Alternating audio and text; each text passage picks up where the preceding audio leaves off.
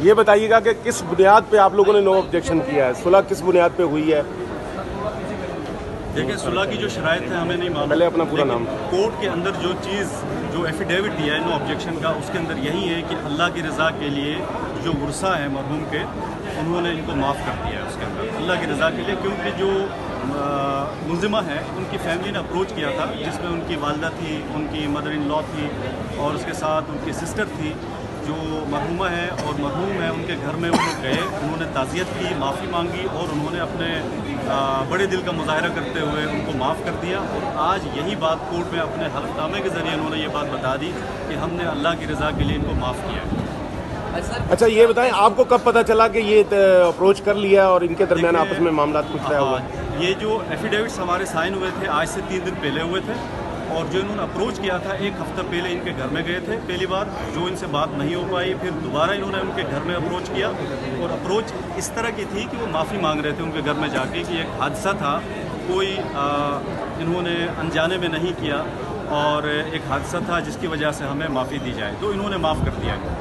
Sir, पैसों की बात भी हो रही है कि 5 करोड़ समथिंग जो है वो दिए गए, इस मुताल्लिक़ क्या तफ़सीलात है? देखें, अगर हम दियत की बात करें, अगर ये केस चलता भी तो आपको पता है अदालतों के अंदर ये केस डिसाइड होता 2 साल बाद, फिर जाता हाई कोर्ट में अपील होती है, फिर सुप्रीम कोर्ट जाता, कोई 8 साल बाद ये डिसाइड होता।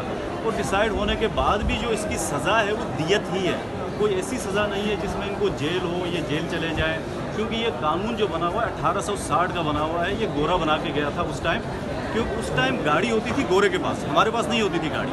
अब गोरे ने ये बनाया कि अगर उनकी गाड़ी से कोई बंदा एक्सीडेंट होता है तो वो ऑफेंस सबसे पहले अवेलेबल होगा, थाने से ही उस बंदे को क्लियर किया जाए और ज़्यादा से ज़्यादा इसको फ़ाइन की अमाउंट दे के वहाँ से बंदे को डिस्चार्ज किया जाए। तो वही लॉ अभी तक चल रहा है। हमारे लोगों के जज्बात हैं, लोग कहते हैं कि जी ऐसे लोगों को सज़ा मिलनी चाहिए, लेकिन सज़ा कानून की किताब के अंदर नहीं है। कानून की किताब के अंदर सिर्फ इस जुर्म की सज़ा दियत है। जब तक कानून साजी के ज़रिए इसकी सज़ा नहीं बनाई जाएगी तब तक दियत ही इसकी सज़ा है।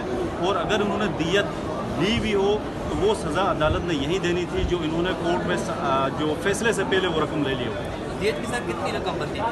देखिए, दियत जो है वो 3 तरह से दियत कैलकुलेट होती है, सिल्वर के साथ, गोल्ड की रेट के साथ और ऊँट के रेट के साथ, बंदे के स्टेटस के हिसाब से होता है। तो यहाँ पे जो सबसे कम दियत होती है वो सिल्वर के हिसाब से होती है और सबसे जो मैक्सिमम दियत है वो ऊँट के हिसाब से। अगर हम ऊँट के हिसाब से करते हैं तो एक बंदे की दियत बनती है आज के दौर में कोई तकरीबन 1 करोड़ 75 लाख रुपए बनती है। और शरीयत में जो मेल होता है उसकी दियत पूरी होती है और फीमेल की दियत हाफ होती है। और अगर हम इन दोनों की दियत को मिला लें ऊँट के हिसाब से मैक्सिमम दियत, ये 3 करोड़ 65 लाख समथिंग ये इनकी अमाउंट बनती है।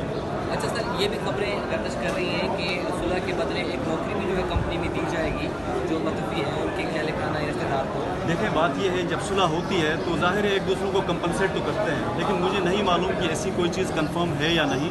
लेकिन अगर ऐसी कोई बात हो तो इसमें कोई कबाहत नहीं है, क्योंकि कोई ये एक एक्सीडेंट था, एक्सीडेंट के बाद अगर ये माफ़ करते हैं, क्योंकि शरीयत में भी यही है कत्ल का जो अगर आप उसकी जो सज़ा है किसास के ज़रिए भी ले सकते हैं और उसके साथ उसकी दियत भी। और अल्लाह ने फरमाया अगर तुम लोग माफ़ करो तो अल्लाह के नज़दीक सबसे ज़्यादा बेहतर ये है। अगर इन लोगों ने माफ़ी दी है, क्योंकि जो मुलजिमा है मैंने खुद भी उनको देखा, वो वाकई वो उस काबिल नहीं है और वो अनसाउंड माइंड है। और अगर ये ट्रायल चलता भी है तो जो सेक्शन 84 का जो डिफेंस काउंसिल ने जो हवाला दिया है, जो प्ली ली है, वो प्ली मेरे ख्याल में इसके अंदर काबिल कबूल होगी आगे जाके ट्रायल में। या अगर कंप्रोमाइज़ नहीं हो जाता तो मैं भी इसका ट्रायल ही ना चलता आगे, क्योंकि उसकी मेंटल कंडीशन ऐसी नहीं है। अच्छा, आप